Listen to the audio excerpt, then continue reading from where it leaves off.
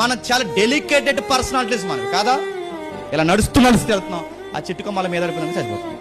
ఇలా మాట్లాడుతూ నా గుండె అప్ అండ్ డౌన్ తేడా వచ్చిందనుకో, నా వాయిస్ సరిగ్గా సరిపోక, నా మాట్లాడుతున్నప్పుడు నా బ్లడ్ ప్రెషర్ సరిగ్గా సరిపోతుంది, నా హార్ట్ చచ్చిపోతాం. చాలా డెలికేటెడ్ పర్సనాలిటీస్ మనం కాదా.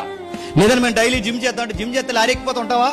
లారీ గుద్దుతే పోతాం, చెట్టు కొమ్మ పడితే పోతాం, గట్టిగా మాట్లాడితే పోతాం, నీళ్ళు తాగుతున్నప్పుడు గొడక పట్టేస్తే పోతాం, తింటున్నప్పుడు ఇక్కడ గ్రంథులు ఉంటాయి ఆ గంతులు మూసేస్తే పోతాం. చిన్నపిల్ల కాదు మనం పోతాం. చాలా మంది కంగారు పెడతాడు, ఫోన్ చూసి తినే త్వరగా పోతాం. తింటున్నప్పుడు ముద్ద గ్యాప్ ఇచ్చి నీళ్ళు తాగకుండా జాగ్రత్తగా నవిలి ఎందుకు మింగమంటారంటే పోతాం.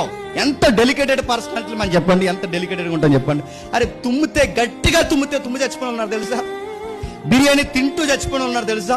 రోడ్డు మీద నడుస్తూ చనిపోయి ఉన్నారు, జిమ్ చేస్తూ చనిపోయారు, వాక్ చేస్తూ చనిపోయారు, నీళ్ళు తాగుతూ చనిపోయారు. ఇంత డెలికేట్ పర్సనాలిటీలు ఉన్న మనం అమరుడైన ఆయన్ని అంత మాత్రమే బతికే మనం వెళ్ళి ఆయన చూసేద్దామంటే కుదురుద్దా?